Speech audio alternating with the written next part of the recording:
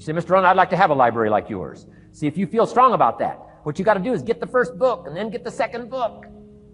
Before the feeling passes and before the idea gets dim, action pronto, action immediate, action as soon as possible. Because if you don't, here's what happens. We call it the law of diminishing intent. We intend to when the idea strikes us. We intend to when the emotion is high. But now if you don't translate that into action fairly soon, now the intent starts to diminish. And a month from now, it's cold. A year from now, it can't be found. So act. Set up a discipline when the emotions are high and the idea is strong and clear and powerful. That's the time to set up the discipline. Somebody talks about good health and you're stirred. Says, right, I need to get a book on nutrition. Get the book before the idea passes and before the emotion gets cold. Go for the book. Start the library. Start the process. Fall on the floor. Do some push-ups. Action. Got to take action. Otherwise, the wisdom is wasted. Otherwise, the emotion soon passes. Unless you put it into a disciplined activity. Capture it. Disciplines is called how to capture the emotion and how to capture the wisdom and translate it into equity. Disciplines. Now, here's what's important about disciplines. All disciplines affect each other.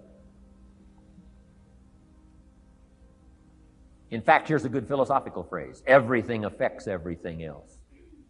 Nothing stands alone. Don't be naive in saying, well, this doesn't matter. I'm telling you, everything matters. There are some things that matter more than others, but there isn't anything that doesn't matter.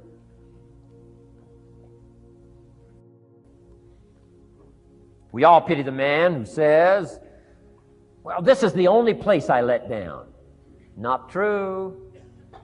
Key to take home. Every letdown affects the rest of your performance. Every letdown affects the rest. This is part of the educational process on personal development. If you don't take the walk around the block, you probably won't do the apple a day. If you don't do the apple a day, you probably won't start building your library. If you don't build your library, you probably won't keep a journal, and you won't take pictures, and then you won't do this, you won't do wise things with your money, won't do wise things with your time, won't do wise things with your possibilities and relationships, and the first thing you know, 6 years of that accumulated, and we say you have messed up. So the whole key to reversing that process now is to start picking up these disciplines. Now here's the positive side. Every new discipline affects the rest of your disciplines. Every new one affects the rest. That's why action is so important. The least action, the smallest action. Take it. Because when you start accomplishing and the value starts to return from that one action, it'll inspire you to do the next one and the next one and the next one. You start walking around the block, it'll inspire you to get an apple. Get an apple, it'll inspire you to get a book. Get a book, it'll inspire you to get a journal. Get a journal, it'll inspire you to grow, develop some skills. All disciplines affect each other. Every lack affects the rest. Every new affects the rest.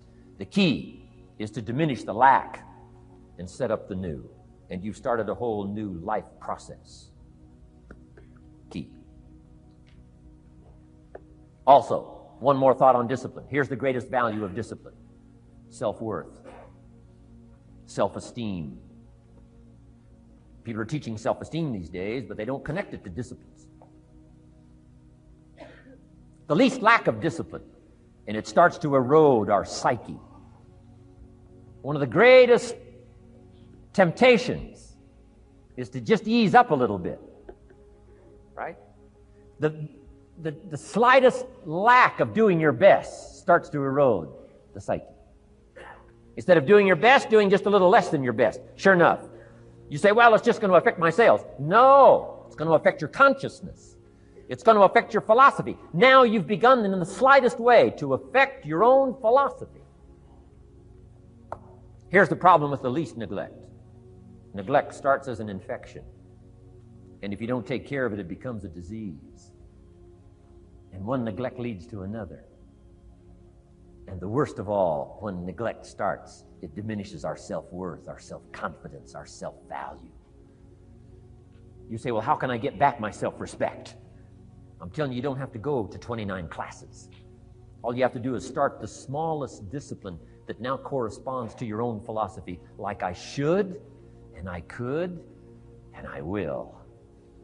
No longer will I let neglect stack up on me so that I will have the sorry scenario 6 years from now, giving some excuse instead of celebrating my progress. That's the key to discipline. Okay? Let's get kids involved in the least of disciplines. One more, and then one more, and then another one, and then another one, and then some more. And the first thing you know, you're starting to weave the tapestry of a disciplined life into which you can pour more wisdom and more attitude and more strong feeling, more faith and more courage. Now you've got something, a vessel in which to put it. And now the equities start to flow. And the early return, I'm telling you, if you'll start this process, the early return will have you so excited. You'll commit yourself to this strategy for the rest of your life. You'll never go back to the old ways. Join a new crowd. Join a new group. The disciplines to do it. Take action.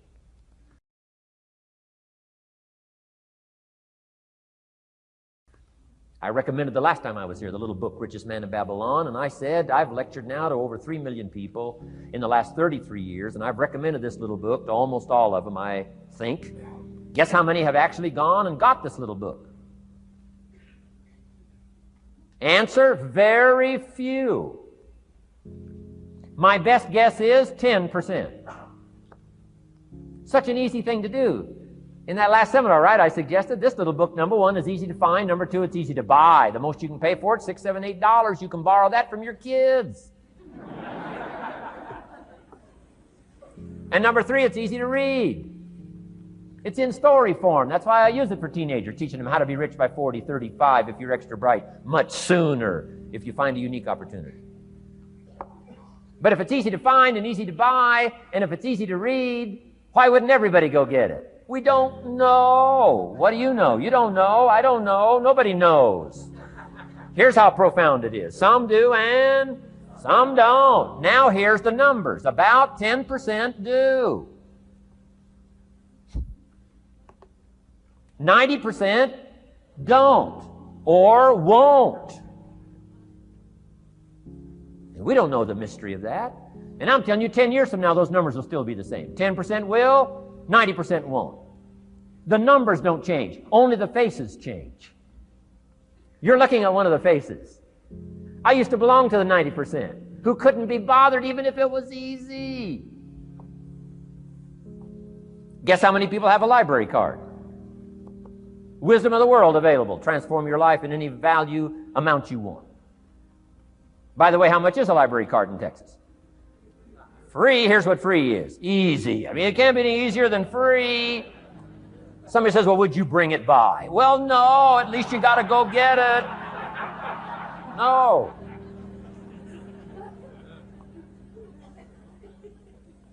Wisdom of the world available. Transform your life spiritually, socially, personally, economically, and every other way. Teach you how to be rich and powerful and sophisticated and healthy, influential. How many people have a library card? Answer, 3%. 95, 97% couldn't be bothered. Guy specializes in happy hour, but he doesn't have a card. And now readily and quickly blames the government and blames his company and blames policy and blames the pay scale. When if he only knew, if he joined the 3%, here's my advice to you today. Walk away from the 97%. Don't talk like they talk. Don't act like they act. Don't go where they go. Don't specialize in what they specialize in.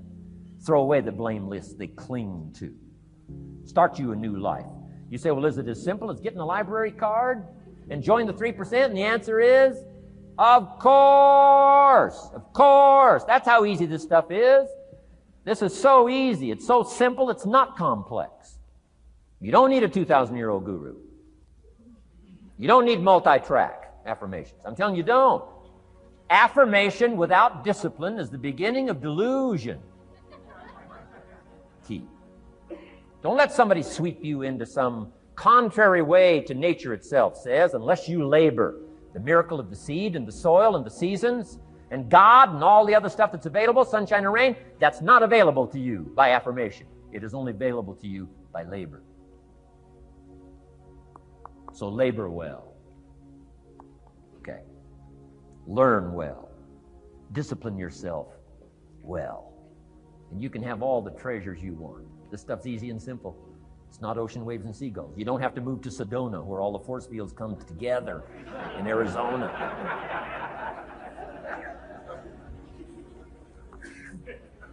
Let's teach our kids the simple ways to transform their health, number 1. Their economics, number 2. Their ability to communicate, number 3. Their life and treasure and lifestyle, number 4. Spirituality, number 5. And the list goes on and on. Let's not leave out any of the least of disciplines that encourage us to do the next one, to do the next one, to do the next one. First thing you know, this whole scenario for you is spinning up instead of out of control on the negative side. This is all you got to do. It's as simple as this. It's as simple as a start, committing yourself to life change. And once you start down this road, I promise you, you'll join the 10% and the 3%. We're going to talk financial independence in just a little while. Guess how many people can retire from the income of their own personal resources when it comes time to retire? Answer, 5%. In the most independent country in the world, 95% are dependent, 5% are independent. Take charge of your own retirement. I'm telling you, if you take charge of your own retirement through personal development and all these skills we've taught today, plus what's coming up, financial independence, I'm telling you, take charge of your own retirement, you can multiply it at least by 5, maybe by 10, maybe by 20, maybe by 100. Let the government take care of it, some company take care of it, you got to divide by 5. Take charge of your own life, take charge of your own day, take charge of your own conversation, take charge of your own family, take charge of your own possibilities. And learn these skills, develop this kind of strategy, and I'm telling you, life will open up for you. Join the 3%. Join the 10%. Join the 5%. Walk away from the 95%. In our Leadership Weekend we teach, find out what poor people read and don't read it.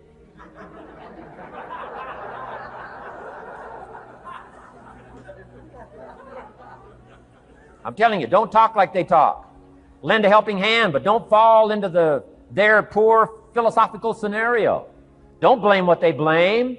Don't use the excuses they use. It's called the language of the poor. Switch gears, switch language, switch ideas, switch strategy. Start with the simplest of disciplines. And don't bemean any of these disciplines. The smallest of disciplines starts the process of life change. And if you'll invest in this thing called discipline, you can have whatever you wish. It's called the beginning of a miracle. Now here's the last clue on discipline. Do the best you can. We covered earlier, but here's a good scenario for the do the best you can. I've got a good question for you. Is the best you can do all you can do? And the answer is no. Strangely enough. If we all fell on the floor right now and did as many push-ups as we possibly could, and let's say for some reason you haven't been into push-ups lately, I can't imagine why, but let's say the best you can do is 5. And you look up at the rest of us and say, hey, 5 is the best I can do. We can tell by the look on your face that's probably true. 5 is the best you can do. Now, is 5 all you can do? The answer is no. If you rest a little, you can do 5 more. Wow. And if you rest a little, you can do 5 more. And if you rest a little, you can do 15 more. How did we get from 5 to 15? It's a miracle.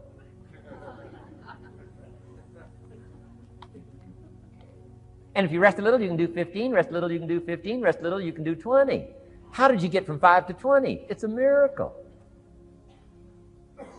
Did you know you can keep doing that? Do a little more, rest a little, do a little more, rest a little, and finally get up to 50 push-ups? Is it possible to get up to 50 push-ups?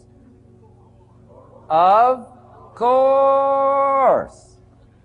How do you go from 5 to 50? It's a miracle.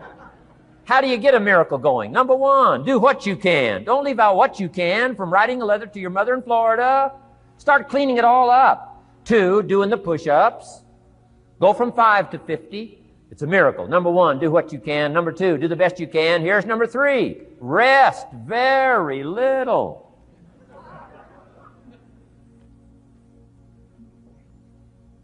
Don't rest too long. Why? The weeds take the garden. Kids have got that figured out. You can't rest too long. Here's the clue. Make rest a necessity, not an objective. The objective of life is not to rest. The objective of life is to act. Think of more disciplines. Think of more ways and means in which to use your own wisdom and your own philosophy, and use your own attitude, your own faith, your own courage, your own commitment, your own desires, your own excitement. Invest it in discipline so that it's not wasted. The smallest of discipline. Thereby transform your life. Join the 5%, join the 10%, join the 3%. Guess when I went and got this little book, Richest Man in Babylon?